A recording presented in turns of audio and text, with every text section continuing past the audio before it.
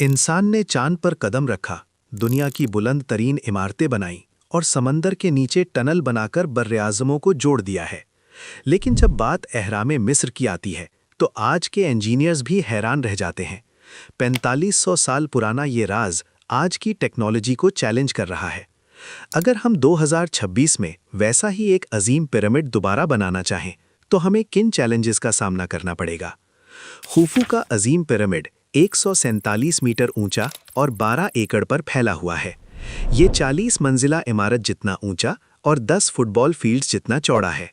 इसमें 23 लाख पत्थर के ब्लॉक्स इस्तेमाल हुए हैं, जिनका मजमूई वजन 60 लाख टन है।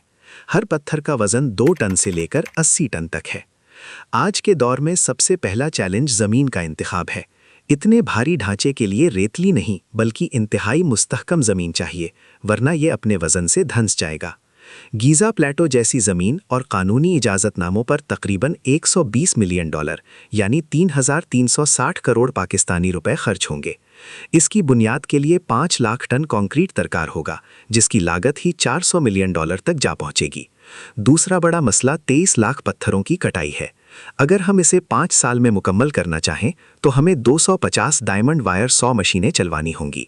सिर्फ पत्थरों की कीमत ही $1 बिलियन के करीब होगी। इन मशीनों को चलाने के लिए इतनी बिजली चाहिए होगी जितनी पूरा इटली एक दिन में इस्तेमाल करता है।